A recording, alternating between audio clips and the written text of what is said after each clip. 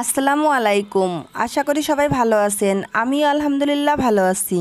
আজ আমি আপনাদেরকে চালতা দিয়ে টক মিষ্টি ঝাল ভর্তা তৈরি করে দেখাবো। অনেকে বাটাবাটির ঝামেলার কারণে চালতার ভর্তাটা খেতে চায় না, তাই আজ আমি বাটাবাটির ঝামেলা ছাড়া এই চালতার ভর্তাটা করে দেখাবো।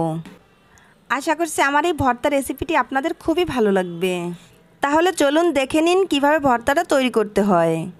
এই ভর্তাটা তৈরি করার জন্য এখানে আমি একটা কাঁচা চালতা নিয়েছি। এখন একটা ছুরির সাহায্যে চালতাটাকে আমি মাঝখান থেকে কেটে নিব। তারপর আমি এটাকে আরেক ভাগ করে নিব।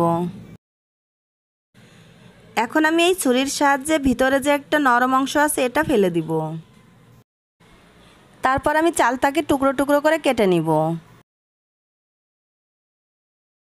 আমি সম্পূর্ণ চালতাটা টুকরো করে কেটে নিয়েছি। এরপর আমি একটা বাটিতে পানি নিয়ে এর মধ্যে চালতাগুলো নিয়ে নিব। তারপর খুব ভালো করে চালতাগুলোকে ধুয়ে পরিষ্কার করে নিব।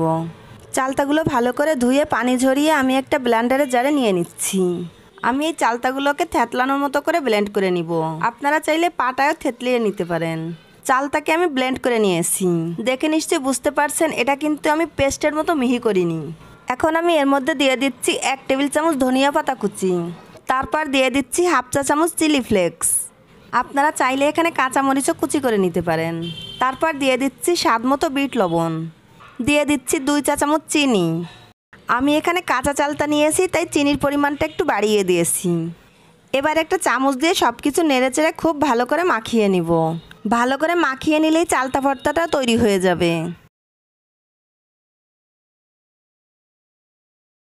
আমার ভর্তাটা তৈরি হয়ে গেছে। এখন আমি পরিবেশন করব। দেখলেন তো বন্ধুরা, কত সহজে চালতা ভর্তাটা তৈরি করে নিলাম। আশা করছি আমার চালতা ভর্তাটা আপনাদের খুবই ভালো লেগেছে। ভালো লাগলে আমার ভিডিওটাতে একটা লাইক দিবেন, কমেন্ট করবেন আর বেশি বেশি শেয়ার করবেন। আজ বিদায় নিচ্ছি। সবাই খুব ভালো থাকবেন। আমার এবং আমার ফ্যামিলির জন্য দোয়া করবেন। আল্লাহ হাফেজ।